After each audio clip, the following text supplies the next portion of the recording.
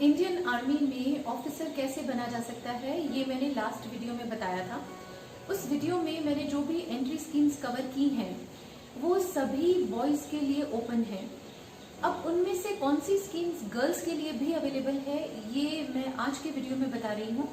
और इसके साथ ही हम बात करेंगे मिलिट्री नर्सिंग सर्विस के बारे में, जिसमें सिर्फ फीमेल ऑफिसर्स का ही अपॉइंटमेंट होता है। So today's video is on entry schemes for women. अब जब हम फीमेल ऑफिसर्स की बात करते हैं तो ये जानना जरूरी है कि आर्मी में लेडी ऑफिसर्स की एंट्री को स्टार्ट हुए बहुत ज्यादा टाइम नहीं हुआ है।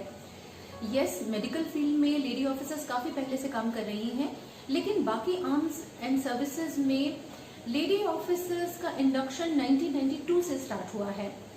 Now here it is important to understand what do we mean by arms and services. See, the troops in the army are categorized as arms and services. Arms are further divided into two categories. एक है combat arms और दूसरी है support arms. Combat arms में वो regiments आती हैं जो फ्रंट पर रहकर के दुश्मन से सीधे लड़ाई करती हैं. So they are the fighting battalions, जैसे कि infantry और armored. सपोर्ट आर्म्स में वो यूनिट्स आती हैं जो कम्बैट आर्म्स को सपोर्ट करती हैं। For example core of signals, core of engineers etcetera. Services में वो यूनिट्स आती हैं जो आर्मी में लॉजिस्टिक्स को देखती हैं। For example army service corps and army ordinance core etcetera. अब जब हम इन तीनों की बात करते हैं तो कम्बैट आर्म्स में अभी तक लेडीज की एंट्री नहीं हुई है। कम्बैट यूनिट्स में लेडी ऑफिसर्स को अलाउ किया जाना चाहिए या नहीं किया जाना चाहिए, this is a different debate all together, so I am not talking about that here.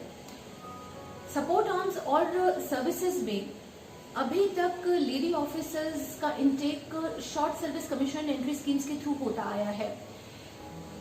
इन्हीं short service commission entry schemes के थ्रू मेल ऑफिसर्स का भी अपॉइंटमेंट होता है, पर अभी तक मेल ऑफिसर्स और फीमेल ऑफिसर्स के बीच में एक इनइक्वालिटी ये रही है कि मेल ऑफिसर्स को तो बाद में परमानेंट कमीशन के लिए कंसिडर किया जा रहा था, लेकिन फीमेल ऑफिसर्स को पीसी के लिए कंसिडर नहीं किया जा रहा था। इसके रिगार्डिंग 2010 में दिल्ली हाईकोर्ट ने लेडी ऑफिसर्स के फेवर में ये डिसीजन दिया कि lady officers are also entitled to be granted permanent commission just like their male counterparts. लेकिन ये जजमेंट इम्प्लीमेंट नहीं किया गया। Rather the government went to the supreme court in appeal against this decision and इन February 2020 the supreme court upheld the decision of the Delhi high court. लेकिन अभी defence ministry ने इसके रिगार्डिंग पॉलिसी को frame करने के लिए सुप्रीम कोर्ट से टाइम मांगा है। As per the government statement the policy is being framed but it is getting delayed due to COVID-19। पर एक बार जब ये पॉलिसी बन जाती है तो उसके बाद में the officers, lady officers in the army will have the right to apply for permanent commission. और जैसा कि मैंने अपने पिछले वीडियो में बताया था, पीसी का मिलना ऑफिसर की एलिजिबिलिटी और अवेलेबल वैकेंसी पर डिपेंड करता है। सो अगर लेडी ऑफिसर को फिट पाया जाता है तो उसे पीसी ग्रांट किया जा सकेगा और उसके बाद करियर के प्रोग्रेशन के लिए होने वाले कोर्सेज वो कर सकती हैं। And if found suitable and eligible, lady officers will have the right to command positions also. So basically समझने वाली बात ये है कि टाइम के साथ सिस्टम इवॉल्व होता है और पॉलिसी में चेंजेस आते हैं। 2018 में दिल्ली हाई कोर्ट ने ही लेडीज के फेवर में एक और डिसीजन ये दिया कि टेरिटोरियल आर्मी में रिक्रूटमेंट के लिए लेडीज भी अप्लाई कर सकती हैं और इसके बाद टीए में लेडी ऑफिसर्स के लिए भी वैकेंसी निकाली गई। Before I further move on with the schemes, I would suggest and request please pause this video, watch my previous video and then come back, क्योंकि जो स्कीम्स मेल्स और females दोनों के लिए हैं उनमें एलिजिबिलिटीज और सिलेक्शन प्रोसेस तो सेम है, सो वो मैं यहाँ पर नहीं बता रही हूँ। Yes, number of vacancies generally differ for male candidates and female candidates, और ये बात तो हर बार लेटेस्ट नोटिफिकेशन को देख करके ही पता लगाई जा सकती है।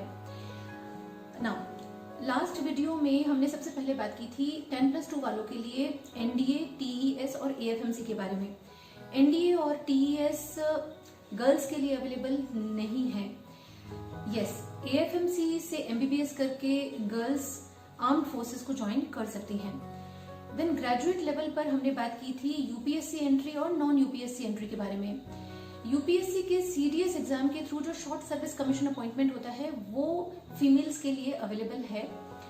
नॉन यूपीएससी यानी कि जो डायरेक्ट एंट्री स्कीम्स हैं जिनमें जैक और एनसीसी की शॉर्ट सर्विस कमीशन स्कीम्स हैं वो फीमेल्स के लिए अवेलेबल हैं।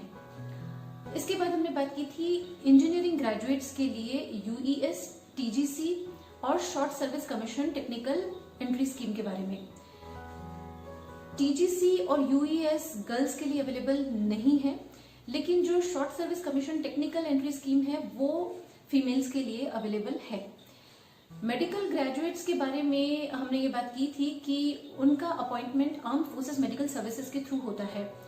ये अपॉर्चुनिटी लेडी डॉक्टर्स के लिए भी अवेलेबल है, लेकिन आरबीसी में जो वेट डॉक्टर्स का शॉर्ट सर्विस कमीशन अपॉइंटमेंट होता है वो अपॉर्चुनिटी अभी तक लेडीज को नहीं दी गई है। आर्मी एजुकेशन कोर में पहले लेडी ऑफिसर्स का रिक्रूटमेंट किया गया था, पर अभी वो नहीं हो रहा है। मिलिट्री हॉस्पिटल्स में नर्सिंग ऑफिसर्स का appointment armed forces medical services के थ्रू होता है। These nurses become the part of military nursing service MNS। Doctors की तरह ही नर्सेस का रिक्रूटमेंट भी दो तरीके से होता है। एक तो वो नर्सेस जिन्होंने इन हाउस यानी कि आर्म्ड फोर्सेस से ही नर्सिंग की पढ़ाई की है, और एक वो नर्सेस जिन्होंने सिविल से नर्सिंग की पढ़ाई की है। आर्म्ड फोर्सेस में नर्सिंग के लिए 6 कॉलेजेस हैं।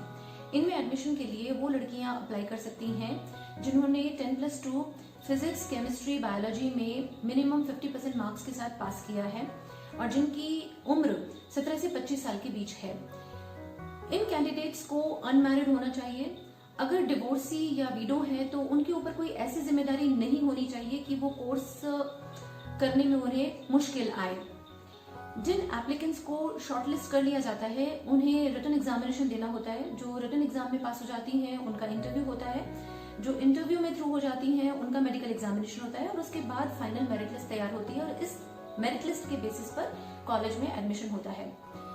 कॉलेज में 4 साल का नर्सिंग बीएससी का कोर्स करवाया जाता है और इसके बाद कुछ नर्सेस को परमानेंट कमीशन मिलता है और कुछ नर्सेस को शॉर्ट सर्विस कमीशन मिलता है। जिन नर्सेस ने सिविल से नर्सिंग की पढ़ाई की है, अब वो चाहे ग्रेजुएट्स हों या पोस्ट ग्रेजुएट्स हों, अगर उनके पास वैलिड रजिस्ट्रेशन है तो वो AFMS के थ्रू जब भी वैकेंसी निकलती है अप्लाई कर सकती हैं।